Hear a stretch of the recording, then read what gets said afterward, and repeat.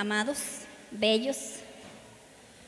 Gloria a Dios. Vayan abriendo su Biblia en Isaías 38, hermanos. Aleluya. ¿Mande? Sí. Sí, gloria a Dios. Bienvenidos todos, Dios les bendiga. Bueno, vamos a leer, hermanos, bienvenidos todos los que nos visitan. Veo caras nuevas. Yo no los había visto, hermano. ¿Es la primera vez que viene? Dios les bendiga. Bienvenidos, bienvenidos todos y cada uno de ustedes. Bendito sea Dios. Gracias a Dios que están aquí. Vamos a ver Isaías 38:1, ¿ya está? Ok. Dice, en el nombre de nuestro trino Dios dice, en aquellos días Ezequías se enfermó de muerte. Y vino a él el profeta Isaías, hijo de Amós, y le dijo, Jehová dice así, ordena tu casa porque morirás y no vivirás. Vamos a orar. Señor, en esta hora estamos delante de tu presencia, dándote gracias, Padre, por tu palabra. Te pedimos en esta hora, Señor, que hables a nuestras vidas y que pongamos por obra tu palabra. Ayúdanos, Señor, a ser obedientes a ella, Señor. Que no sea un sermón más, Padre, sino que seas esa palabra que llegue, Señor, a esta tierra seca y dé, Señor bendito, esa agua que nosotros necesitamos a nuestro corazón. Gracias te damos, Padre, por ella. Amén. Bien, vamos a ver, hermanos, quién fue el rey Ezequías. El rey Ezequías, hermanos, gloria a Dios, fue un rey bueno. Cuando usted lee crónicas y lee reyes, y usted de toda la vida de todos los reyes, siempre termina diciendo que fue un rey bueno o fue un rey malo, ¿verdad? Y aquí nos dice que Ezequías fue un rey bueno, ¿verdad? ¿Qué hizo él? Pues restauró, hermanos, todo lo que su padre había hecho mal. Su papá había dejado todo el reino volteado. Se dedicó a levantar altares, ¿verdad?, para otros dioses. Pero este rey, su madre fue una mujer de Dios y lo guió bien, ¿verdad? Este rey restauró todo lo que su padre dejó desordenado en el reino. Él quiso hacer las cosas bien hechas conforme a lo que Dios le pedía. ¿Qué fue lo que hizo este rey? Fíjese lo que hizo. Abrió nuevamente las puertas del templo y reactivó la adoración a Dios porque se había perdido. El pueblo de Dios, hermanos, se ve dedicado a buscar a otros dioses. Usted lo ve en Segunda de Crónicas 29, del 3 al 10. No lo vamos a leer. Acá su padre quebró los utensilios de la casa de Jehová, levantó ídolos falsos, levantando altares para ellos, su papá. Y lo primero que hizo Ezequías antes de realizar cualquier actividad política, cuando él entró al reino, hermanos, ¿qué fue lo que él hizo antes de hacer cualquier actividad político-militar? Fue restablecer el culto a Dios. Él dijo, bueno, pues ya me quedé, mi padre murió y ahora ¿qué voy a hacer? Pues antes de andar haciendo otras cosas, hermanos, ¿verdad? Cualquier actividad política, de ver cuántos soldados había y arreglar todo eso, hermanos, lo primerito que hizo él fue levantar o restaurar el culto a Dios. Abrió las puertas del templo y las reparó porque estaban caídas para que el pueblo pudiera volver al templo a adorar a Dios. También celebró la Pascua, ¿verdad?, que era un recordatorio para el pueblo de Israel de su salida de Egipto, Segunda de Crónicas 30, del 1 al 9. Motivó al pueblo, hermanos, a dar los diezmos al Señor y las ofrendas para la casa de Dios, Segunda de Crónicas 31, del 4 al 10. Levantó los muros caídos e hizo espadas y escudos, Segunda de Crónicas 32:5, y edificó ciudades fortificadas. Y todo, hermanos, estaba muy bien, ¿verdad? Todo eso lo hizo él en el reino, todo estaba perfecto. Y de pronto, hermanos, llegó la enfermedad a su vida. Él tenía 39 años, estaba muy joven. Le llegó la enfermedad y Dios le mandó al profeta Isaías como con un mensaje muy tremendo a su vida, diciéndole: Ezequías, Dios te dice, ordena tu casa, porque morirás y no vivirás. Este rey, hermanos, hizo un gran trabajo allí en su ciudad. Supo poner en orden el reino. Hizo restauración, como ya lo vimos, ¿verdad? Pero una cosa muy importante, su casa no estaba en orden. Nosotros podemos trabajar allá en lo secular y ser excelentes trabajadores allá, muy buenos, pero ¿cómo está tu casa? Varón, ¿cómo está tu casa? Su casa no estaba en el orden que Dios quería, y la Biblia no nos dice qué cosas estaban desordenadas en su casa, pero Dios le dice, ordena tu casa porque vas a morir, deja todo arreglado porque vas a morir y no vas a vivir. Ya más adelante dice que él volteó su rostro a la pared y lloró, y Dios oyó y Dios lo dejó 15 años más con vida. Pero no vamos a ver ese tema de la oración, que en otra ocasión lo vamos a ver. Vamos a ver aquí, hermanos, cómo Dios le dijo que ordenara su casa. Todo estaba en orden en el reino, todo, muy bien, todo, pero la casa no. En 2 de Samuel 17:23 nosotros vemos un caso. Mire, aquí Dios le manda a decir a Ezequías, ¿verdad?, que ordenara su casa. Pero hubo otro hombre que era consejero del rey David, se llamaba Ahitofel, ¿verdad?, en los tiempos de David. Y este hombre era consejero de David y consejero después de Absalón. Cuando Absalón quiere quitar a David del reino para quitar a su padre del reino, él agarra a los consejeros de su padre y dice, mi padre se va huyendo, tú Ahitofel y tú Usaí, dime cómo es que nosotros pudiéramos llegar a él y matarlo. Y dice que en aquel tiempo, hermanos, fíjate bien, en 2 de Samuel 16:23, bueno, vamos a leer ese también. Pero Ahitofel, viendo que no se había, primero ponme el otro, hija. 2 de Samuel 16:23, ese. Y el consejo que daba Ahitofel en aquellos días era como si se consultase la palabra de Dios. Así era todo consejo de Ahitofel, tanto con David como con Absalón. Ahora sí el otro, 17:23. Pero Ahitofel, viendo, ahí déjamelo. Entonces, hermanos, él era el consejero principal. Y entonces él le dijo, mira, tu padre ahorita está desesperado, si nosotros le llegamos así y así, lo agarramos y lo matamos segurito. Y dijo Usaí, no, el consejo que dio Ahitofel ahorita no es bueno, mejor así y así y así. Y cada uno le dio su consejo. Entonces Absalón, porque era de parte de Dios, porque Dios estaba con David, no con Absalón, porque Absalón le quería quitar el reino a su padre.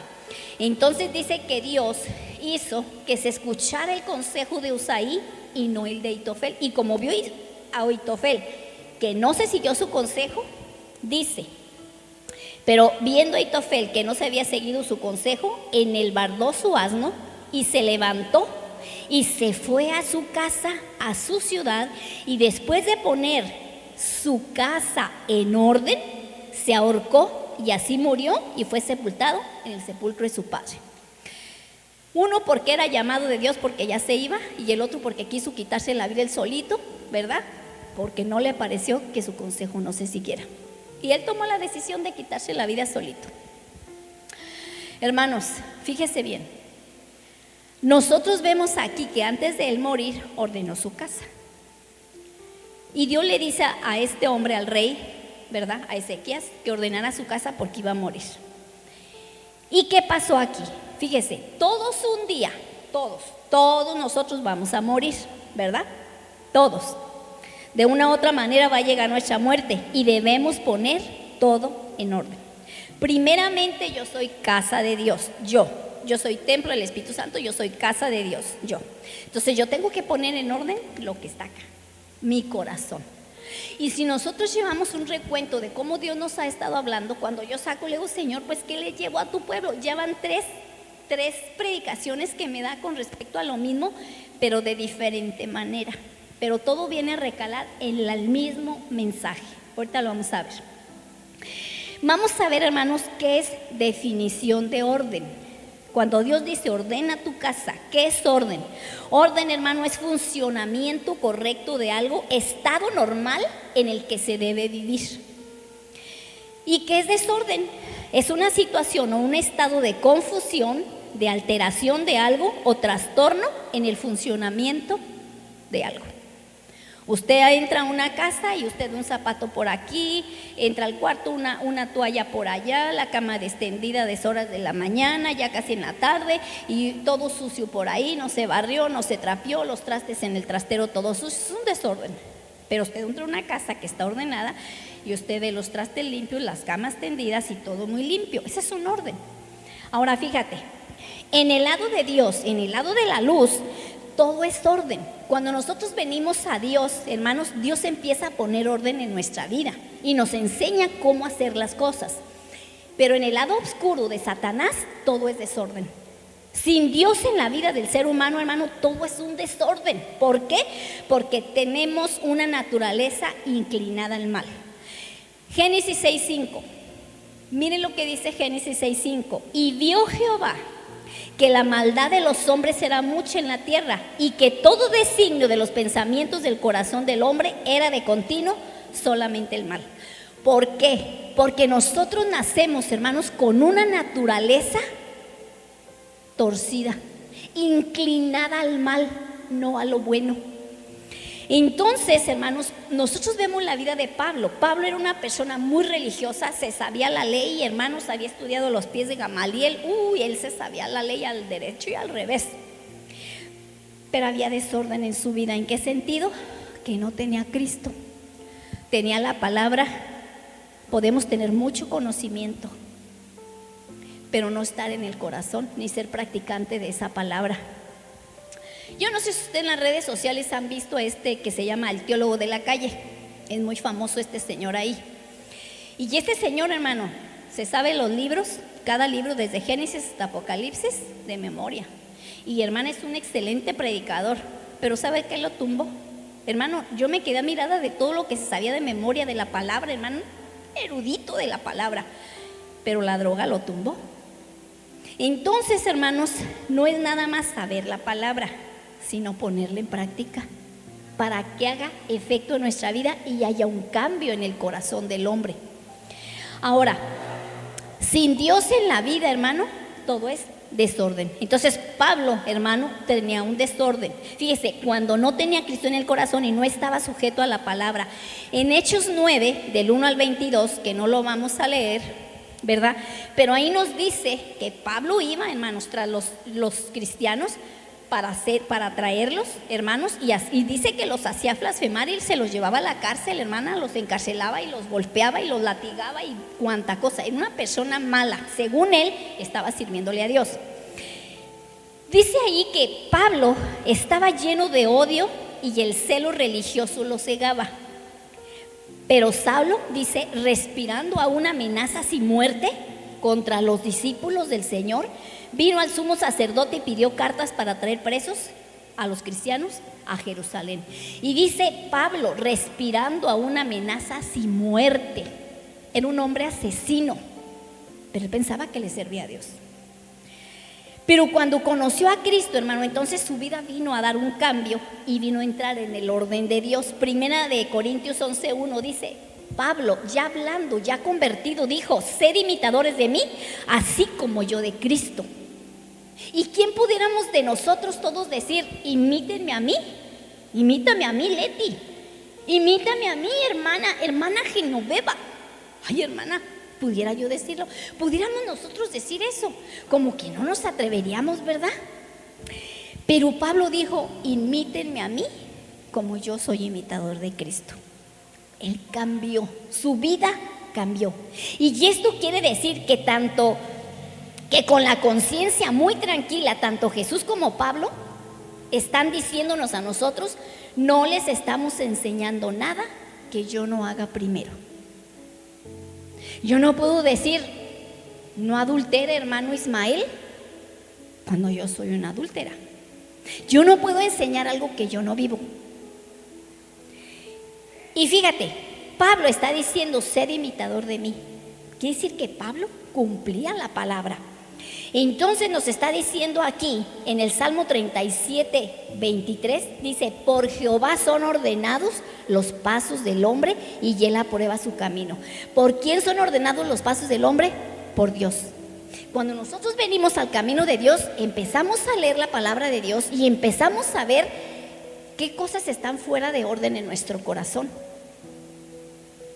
Entonces, hermanos, si es un hombre, por ejemplo, celoso, ¿verdad?, o maldiciente, y la palabra de Dios nos dice aquí que quitemos toda palabra maldiciente de nuestra boca, y que quitemos todos los celos, las iras, las contiendas y esto, y usted se está viendo en el espejo ahí de la palabra, y tú dices: no, pues esto me queda a mí, esto es para mí.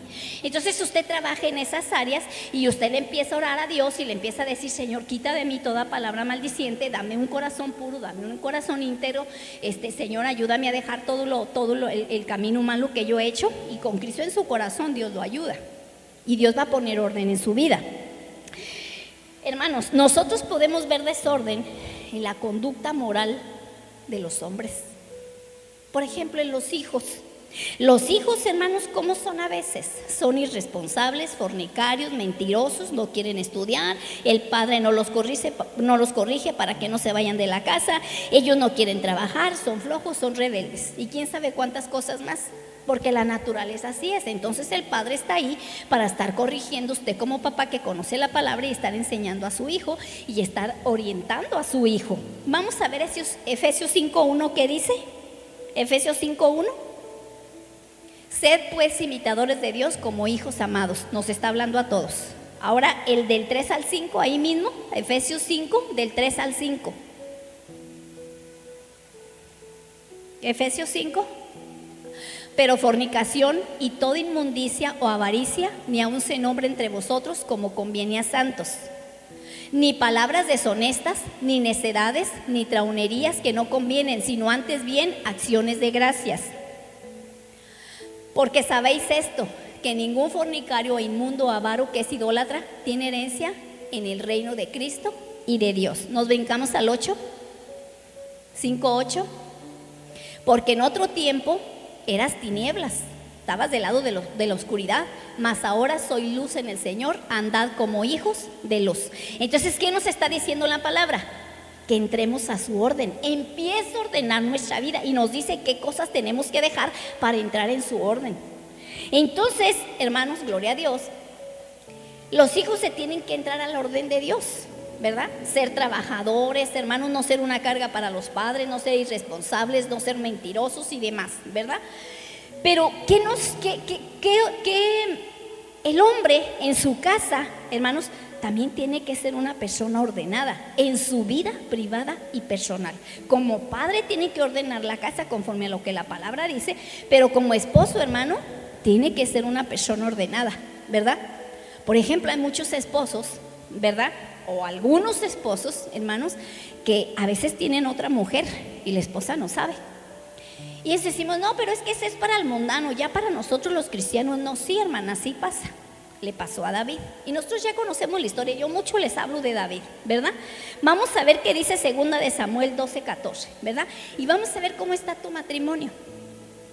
En el 12:14 de 2 de Samuel dice: mas por cuanto con este asunto, aquí le está hablando Natán a David. Dios le mandó al profeta Natán a David.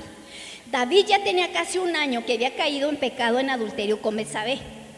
Y él pensaba que como Dios no le había dicho nada, pues él pensaba que ya Dios se la había pasado, ¿verdad? Pero no se la pasó. Pasó un año y como él no se había arrepentido ni le había pedido perdón a Dios, hermana, Dios le manda al profeta Natán y le dice: mas por cuanto con este asunto, o sea, del adulterio con Betsabé, hiciste blasfemar a los enemigos de Jehová, el hijo que te ha nacido ciertamente morirá. ¿Y qué dice otra versión, hermanos? En otra versión dice: sin embargo, como con este asunto, fíjate bien, has dado la oportunidad a los enemigos del Señor de despreciarlo y de blasfemar contra él, por eso el niño morirá. Entonces, hermanos, ¿qué pasó aquí? ¿Verdad? Estas palabras, hermanos, fueron dirigidas a David fuertemente. David ya no había ido a la guerra, porque lo habían acorralado, hermanos, y estaban a punto de matarlo cuando llegan los soldados y lo salvan. Pero ¿qué le dicen los generales, los capitanes y todos ahí? Mira, para que no nos quedemos sin lámpara en Israel, porque tú eres la lámpara de Israel, tú eres el ungido de Dios, ya no salgas a la guerra, quédate en la casa. Entonces él se quedó y dice que andaba paseando por ahí por su castillo, y allí se salió ahí para ver a la terraza, hermanos, y vio así como hacia abajo que una mujer se estaba bañando, y esa era Betsabé. Y le gustó, y no traía catalejos, porque yo creo que todavía no se usaban, o quién sabe si ya se usarían, hermana, esos gemelos que usted ve aquí y ve de cerquitas así.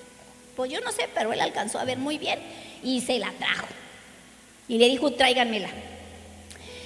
Hermanos, estuvo con ella.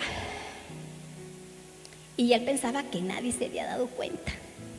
Y cuando supo que estaba embarazada, le dijo, tráiganme al esposo y esto y lo otro, para hacerle pasar al hijo de él como el hijo de Urías.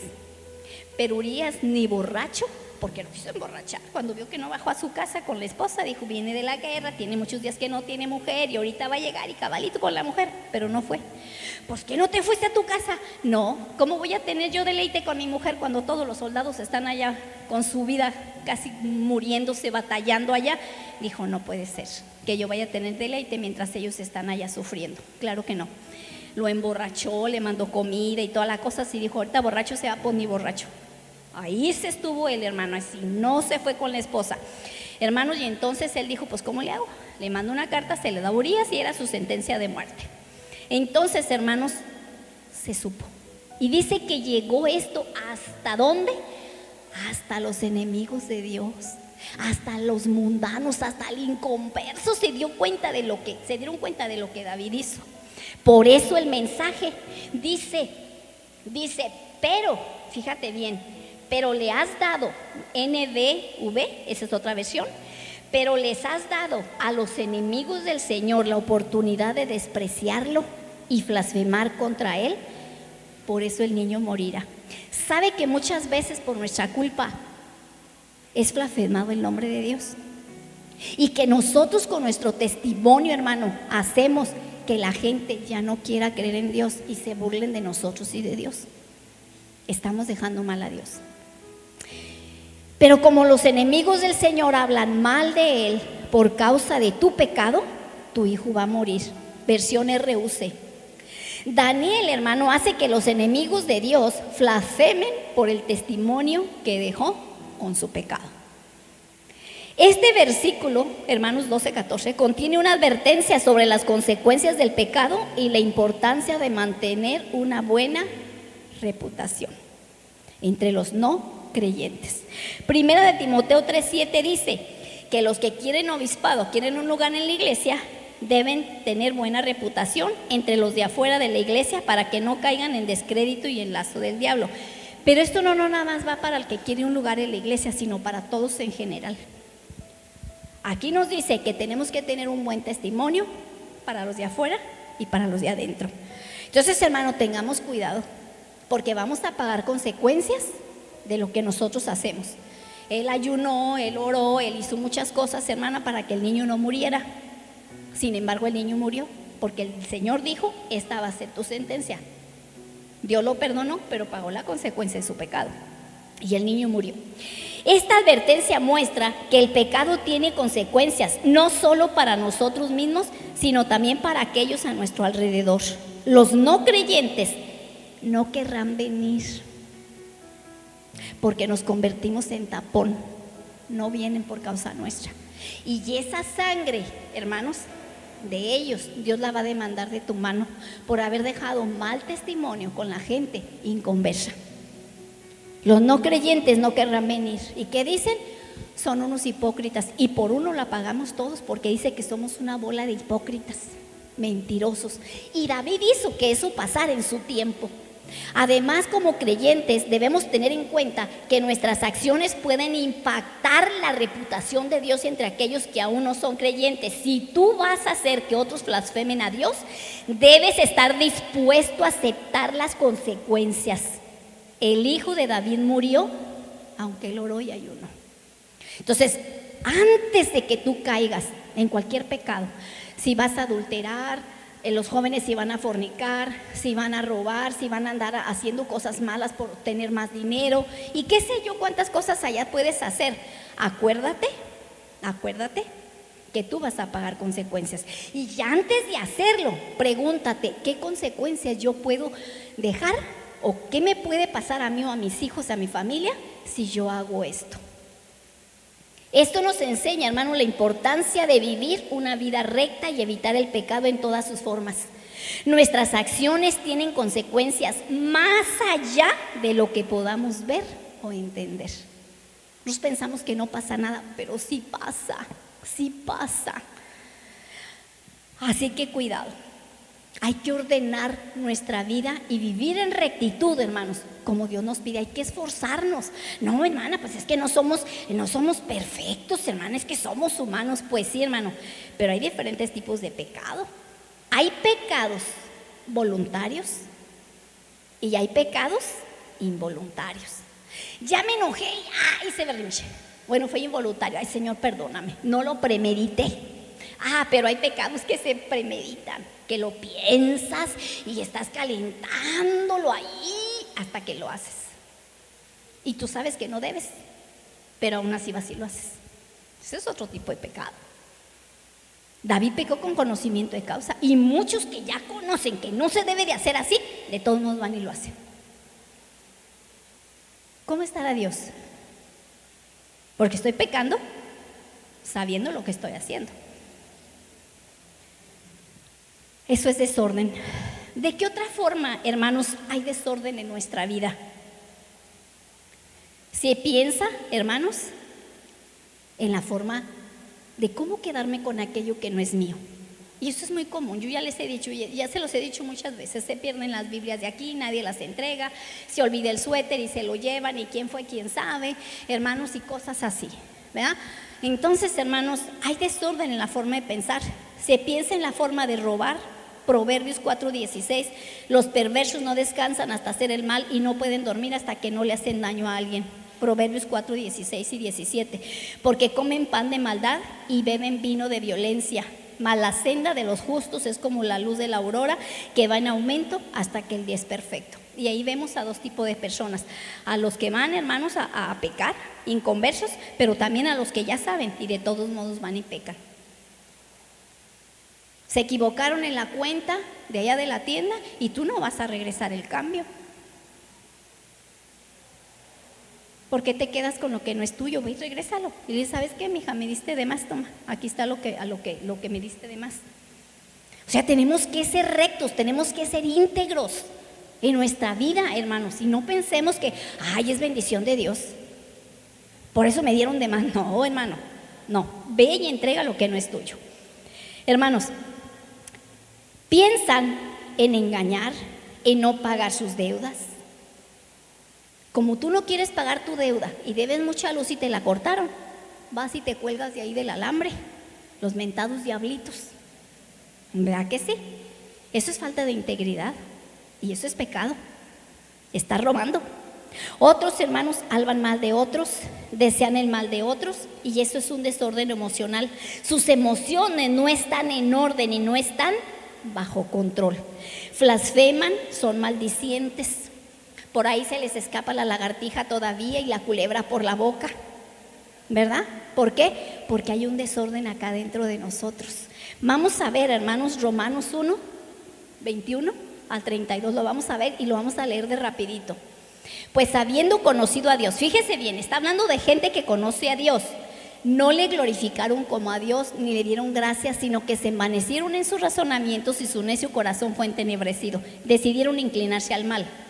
Profesando ser sabios, se hicieron necios. Y cambiaron la gloria de Dios incorruptible en semejanza de imagen de hombre corruptible, de aves, de cuadrúpedos y de reptiles. Su mente ya se trastornó ahí.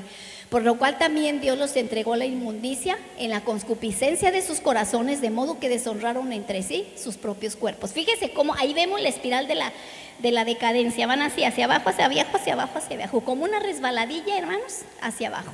Ya que cambiaron la verdad de Dios por la mentira, honrando y dando culto a las criaturas antes que el Creador, el cual es bendito por los siglos. Por esto Dios los entregó a pasiones vergonzosas, los dejó.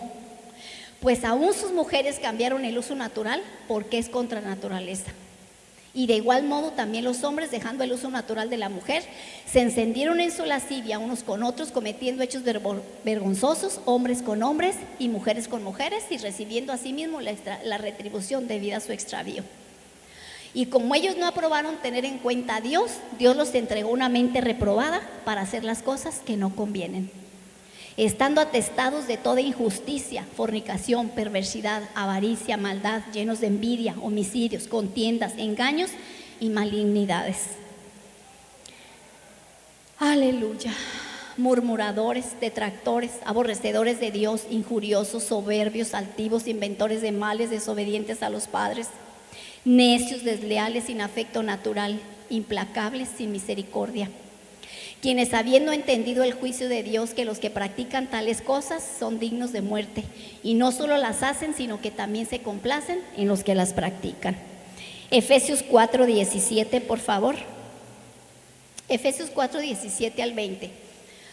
Dice: pues bien, esto pues digo y requiero en el Señor, que ya no andéis como los otros gentiles que andan en la vanidad de su mente, teniendo el entendimiento entenebrecido, ajenos de la vida de Dios, por la ignorancia que en ellos hay por la dureza de su corazón, los cuales después que perdieron, ¿qué?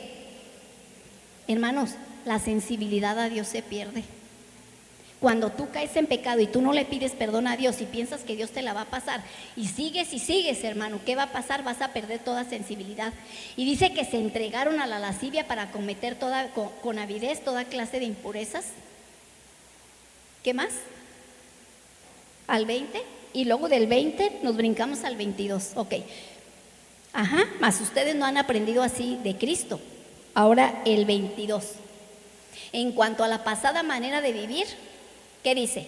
Despójate del viejo hombre que está viciado conforme a los deseos engañosos, o sea, de la vieja naturaleza. El 26. Airaos, pero no pequéis, no se ponga el sol sobre vuestro enojo. El 28. El que hurtaba, ¿qué dice? Ya no hurte más, sino que trabaje haciendo con sus manos lo que es bueno, para que tenga que compartir con el que padece necesidad. El 29. Ninguna palabra corrompida salga de tu boca, sino la que sea buena para la necesaria edificación, a fin de dar gracia a los oyentes. Aquí nos está diciendo que pongamos orden en nuestra vida. Eso es un orden, ese es el orden de Dios. Y nos está diciendo cómo ser. Entonces vamos a ver Romanos 13, del 7 al 10. Romanos 13, del 7 al 10. Pagad a todo lo que debéis. ¿Usted debe dinero? Pague, hermanos. Aunque sea de mordidita de cucaracha, pero pague. De poquito, pero pague. Pagad a todos lo que debéis, al que tributo, al que impuesto, al que respeto, al que honra. Y esto es bien importante, hermano. Mire, cuando dice aquí que tenemos que respetar al otro, ¿de qué está hablando, hermanos? Cuando dice honra a tu padre y a tu madre, ¿nos está hablando de qué? De una persona superior, en este caso nuestros padres. Pero ahí entra no solamente el superior, hermano, el que es el papá. Allí entra, hermana, los maestros. Ahí entra, hermanos, los líderes en la iglesia. Allí entra todo, hermano. A veces no nos queremos someter a nuestro líder en la iglesia. No, pero es que no está haciendo bien las cosas, y que esto y que el otro, y que para allá y que para acá. Hermano, aquí en la Biblia hay un versículo bíblico, que ahorita no recuerdo dónde está, donde nos dice, hermanos, que nosotros tenemos que someternos al superior, aunque sea difícil de soportar. No dice, no te sujetes si anda de genio. No, ahí dice que te sujetes. Entonces, hermano, nosotros tenemos, dice, que te sometas y que le des honra al que honra merece. Él es tu superior y tienes que obedecer, aunque no nos guste, hermano, y aunque no. Pero es que si anda bien chueco, bueno, vamos a estudiar el asunto. Pero, hermanos, a veces no es porque anden mal, es porque nosotros no queremos hacer las cosas como deben de ser, y tenemos que entrar en el orden de Dios. ¿Qué dice el 8? ¿Qué dice? Ya acabamos de leer Romanos 13, del 7 al 10. Amaros, si no debáis a nadie nada. Entonces, hermanos, si debes respeta. Si le debes respeto a su superior, respeta, hermanos. ¿Verdad? Si debes dinero, paga. No debáis a nadie nada, sino el amaros unos a otros, porque el que ama al prójimo ha cumplido la ley. El 9. Porque no adulterarás, no matarás, no hurtarás, no dirás falso testimonio, no codiciarás, y cualquier otro mandamiento en esta sentencia se resume: amarás a tu prójimo como a ti mismo. El amor no hace mal al prójimo, así que el cumplimiento de la ley, de todo lo que nosotros leemos en la Biblia, es el amor. Porque una persona que ama no le va a hacer daño a otra persona, hermanos. Se va a detener. Entonces, hermanos, tenemos que ordenar nuestra vida en nuestra manera de pensar. También hay desorden, hermanos, en la alimentación. A veces comemos más de lo que necesitamos comer, hermanos. Mire, vamos a ver Lucas 21, del 34 al 38. Porque también eso es un desorden en nuestra vida, hermana, ese desorden alimenticio. De cierto os digo que no pasará esta generación hasta que todo está. 21:34, es 21:34 al 38. Mirad también por vosotros mismos que vuestros corazones no se carguen de ¿qué? ¿Y qué es glotonería? Estar comiendo de más. Y embriaguez y de los afanes de esta vida, y venga de repente sobre vosotros aquel día. 35. Porque como un lazo vendrá sobre todos los que habitan sobre la faz de la tierra. Velad pues en todo tiempo, orando que seáis tenidos por dignos de escapar de todas estas cosas que vendrán y de estar en pie delante del Hijo del Hombre. Aleluya. 21, al ver el 38. Ok, entonces hasta ahí estamos leyendo Lucas. Ok, entonces ahí dice que nosotros, hermanos, no nos tenemos que llenar de glotonería. Los pecados de Sodoma, dice que eran el orgullo, la glotonería. Ezequiel 16, 49 y 50. Ahí nos dice que los pecados de Sodoma eran el orgullo, la glotonería y la pereza, ¿verdad? Mientras que afuera sufrían los pobres y los necesitados. He aquí que esta fue la maldad de Sodoma, tu hermana: soberbia, saciedad de pan y abundancia de ociosidad. Entonces, ¿qué nos está enseñando la palabra? Que no comamos de más, que no seamos soberbios, hermanos, que seamos templados en lo que comemos y que no seamos ociosos. Esto es el orden de Dios. Entonces, gloria al Señor, gloria al Señor. También, hermanos, hay desorden en las autoridades. No conocen a Dios, ¿verdad? Pero sí saben lo que es correcto, porque tenemos una conciencia que nos dice qué es lo bueno y qué es lo malo, ¿verdad? Y desgraciadamente a veces en la iglesia también, ¿verdad? A veces hay desorden en la iglesia cuando no se guía al pueblo correctamente. Entonces, cada uno de los hijos de Dios estamos llamados a vivir en el orden que Dios nos estableció por medio de su palabra. También, hermanos, hay que ordenar nuestra vida, hermanos, en otras cosas, ¿verdad? En otras cosas. Pero ¿en qué otras cosas podemos poner orden de nuestra vida, hermano? En las cosas prácticas de la vida. Como por ejemplo, hermanos, ¿tienes bien arreglados los papeles del acta de nacimiento? ¿Verdad? A veces, hermanos, los niños nacen y los niños, hermanos, se andan llevando a presentar allá, hermanos, a que le den su acta un año después, 3 meses después, y esas actas extemporáneas, hermanas, son muchos problemas después para los niños. Es un problema tremendo porque no se registraron cuando debieran de ser, y ese es desorden en tu vida. Hermanos, ¿dónde está tu acta de divorcio? Veniste, te dejaste con la mujer porque tenías muchos problemas y se vinieron, hermanos, para cada quien agarró su rumbo, hermanos, y al rato encuentras otra mujer, encuentras otro hombre, te pones a vivir con él, ¿verdad que sí? Y no tienes tu vida arreglada porque nunca te divorciaste. Entonces, ¿qué pasa, hermanos? Estás en adulterio y estás aquí, tienes muchos años en el Señor y no has arreglado tu vida, no has puesto orden. Fíjate, hay parejas rejuntadas de años y no se han casado porque no tienen el acta.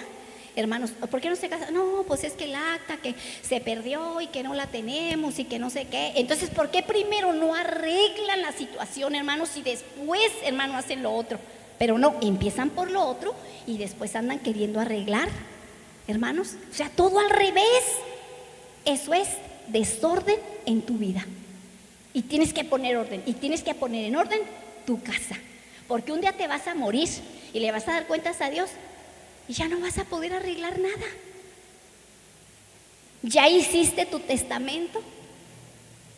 Ya arreglaste, ya dejaste dicho en un papel que si tienes 1,000 pesos, 300 pesos para cada uno. ¿O vas a dejarle problemas a tus hijos cuando te mueras y luego se anden peleando por la herencia?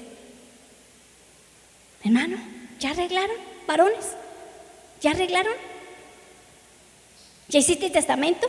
¿Dónde y cómo están las escrituras de la casa? No hay escrituras.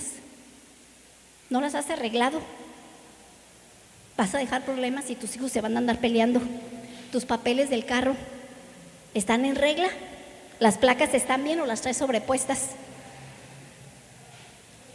¿Cómo estás? Allá ves al policía adelante y luego dices, híjole, ahí me van a agarrar. Entonces tú te quieres salir de la línea donde vas, hermana, y te quieres regresar porque ya sabes que te van a agarrar en la maroma y que te van a hacer una multa y quizás hasta te quiten el carro. Entonces, eso es desorden en tu vida. Hay que arreglar las cosas, ¿verdad? ¿Cómo están tus deudas? Paga lo que debes, Romanos 13:8, no debáis a nadie nada. Si no tienes arreglado esto, estás en desorden. Así que ordena tu casa, porque te vas a morir y después ya no vas a poder arreglar las cosas y vas a dejar problemas aquí en esta tierra con tu familia. Hermanos, Dios al decirnos esto está hablando de que tenemos un campo de acción que tenemos que atender. ¿Cuál es tu campo de acción, hermano Ismael? ¿Cuál es tu campo de acción, hermano Álvaro? Cada uno de ustedes, hermano Alfonso y todos los varones que están aquí. Tu casa. Ese es tu campo de acción. Proverbios 24 del 30 y 34. Mire qué dice aquí. ¿Qué le pasó a este hombre perezoso que no quiso poner en orden su casa? Pasé junto al campo del hombre perezoso y junto a la viña del hombre falto de entendimiento. Y aquí que por toda ella habían crecido los espinos, ortigas habían ya cubierto su faz y su cerca de piedra estaba ya destruida. Miré y lo puse en mi corazón, lo vi y tomé consejo. Un poco de sueño, cabeceando otro poco, poniendo mano sobre mano, otro poco para dormir. Así vendrá como caminante tu necesidad y tu pobreza como hombre armado. Aquí habla del hombre perezoso y que deja todo para después. No, después. ¿Y quién te dice que tú después vas a vivir? ¿Por qué no arreglas las cosas? Ahí viene septiembre, hermanos, donde creo que ya gratis arreglas tu testamento y dejas todo arreglado. Arregla tus cosas. Aquí habla del hombre perezoso y ese campo que se le llena de ortigas, de espinos y que la cerca se le cae, representa tu campo de trabajo que es tu casa. Este hombre, hermano, era un perezoso. ¿Y qué pasó? ¿Dónde estaba la mujer? ¿Dónde estaban los hijos? Se fueron. Estaba solo, dejó que la casa se le cayera encima. Si tú no arreglas un bloque, un ladrillo, se te van a ir cayendo más hasta que la cerca se cae. ¿Estás entendiendo? Si tú no quitas los hierbajos que salen por ahí, al rato se te va a llenar todo tu campo, toda tu viña. ¿Y qué es la ortiga, hermano? ¿Y qué son los espinos, hermanos? El pecado en tu casa. Fíjate, todo esto, hermanos, todo este campo de este hombre, hermano, de este hombre desordenado, estaba representando su casa, su esposa, sus hijos, su trabajo, su propia vida y su matrimonio. Y lo tenía todo echado a perder, porque no había puesto orden en su vida. Hermano, el campo del perezoso que deja todo para después. ¿Y qué es pereza? ¿Es negligencia? No, es que después, para después. Hermano, arregla tu situación, no puedes estar así, arréglala. Sí, pero más adelante, ¿verdad? Hermanos, el campo, este hombre, todo lo deja para después. ¿Y qué es pereza? Es desidia, es desgano, es dejadez, es flojedad, es inactividad y es indolencia. Estoy muy a gusto, estoy cómodo y no quieren salir de su comodidad. En todas las personas, hermanos, existe una resistencia al esfuerzo a seguir una disciplina constantemente, que surge cuando nos enfrentamos ante la necesidad de hacer algo, pero nuestro cuerpo y mente se encuentran en un estado de placer y comodidad que no queremos cambiar. Esa pereza mental, fíjate bien, que te dificulta pensar o tomar decisiones correctas, ¿verdad? Está mal. Tienes que dejar la dejadez, tienes que dejar el desgano y tienes que dejar las cosas Tú dices, dejo las cosas para después. No, es para ahorita, ya, cuanto antes. Porque vas a morir, no vas a vivir y ya no vas a poder hacer nada. Hermanos, fíjate bien, no sientes el impulso de moverte, de accionar, y quizás tengas depresión, tristeza, desánimo interno, y eso no te deja hacer las cosas, pero te tienes que sobreponer a eso. Hermano, una persona que no se mueve, haga de cuenta que está como muerta, porque el movimiento, ¿qué significa, hermanos? Vida, es símbolo de vida, ¿verdad? Entonces hay que tener una actitud de vida, de entusiasmo, para poder hacer las cosas. Entonces deja ordenada tu casa. Este campo, varón, es tu campo de acción. Nadie puede venir a arreglar tu casa, tu campo, porque eso te corresponde a ti. A usted no va a venir otra persona a arreglar los problemas de su casa. Los problemas de su casa los va a tener que arreglar usted, como cabeza de la casa. ¿Oyó? Fíjate bien, ordena tu casa, deja la pereza y la desidia y deja el desgano. Repara la gotera, porque si no lo haces, se te va a caer el techo después, se te va a podrir la madera. Repara la barda, pone ladrillo, porque si no lo pones, después se te va a ir cayendo la barda, después las cosas se van a complicar. Entonces, de una vez, tienes que hacer algo para dejar arregladas todas tus cosas. De la vida de Ezequías, hermano, aprendemos esto, que él tenía todo en el reino muy bien, pero su casa no. Y Dios le dije, arregla tu casa. Gloria al Señor. Entonces, hermanos, bendito sea Dios, que nosotros, hermanos, tenemos que obedecer la palabra de Dios. Arregla tu vida, no dejes problemas a tu familia, porque vas a morir y no vas a vivir. Y yo repito, y con esto termino, ¿qué es orden? El orden es un valor. Es el valor que nos permite ser consistentes y organizados con lo que hacemos y con lo que tenemos. Al ordenar, le damos a cada cosa su lugar. El zapato a la zapatera, la colcha extendida arriba de la cama con sus tapaditas, sus almohaditas y bien bonito, ¿verdad? Todo en su orden, ¿verdad? Los trastes lavados, secos y en su lugar, todo en su lugar, ¿verdad? Los papeles del carro en regla, los papeles de las escrituras en regla, todo en regla, todo en regla. El orden es un valor, es el valor que nos permite ser consistentes y organizados con lo que hacemos y con lo que tenemos. ¿Ya compraste tu pedazo de tierra para cuando te mueras te entierren? Si no, le vas a dejar un problema a tu esposa. ¿Y cómo le va a hacer? Ni modo de hacer un hoyo ahí en el jardincito, o allá en el lavadero, o allá abajo del lavadero, te van a enterrar, o ¿cómo le van a hacer? ¿Cómo le vas a hacer? Hay que dejar todo en orden. Mi mamá dice, no, hija, yo ya compré mi pedacito, yo ya tengo todo ahí. Dijo, porque morir sale caro. Sí, hermano. Así es. Entonces, al ordenar le damos a cada cosa su lugar. Se trate de objetos materiales, de conductas, de ideas y de emociones. ¿Se da cuenta? Entonces, todo en su lugar. Y vamos a ir, hermanos, a arreglar esta situación, ¿verdad que sí? ¿Usted no está bien casado? ¿Cómo está? Hay que arreglar la situación, hermano. Hay que arreglarla. Los papeles del carro usted no los trae correctos, arréglelo. Usted dígale, Señor, enséñame, ayúdame, porque quiero poner orden en mi vida. Y Dios lo va a hacer, porque eso es lo que Dios quiere. Dice que el pecado está en saber hacer lo bueno y no hacerlo. Así es, vamos a orar. Cierre sus ojitos y vamos a orar.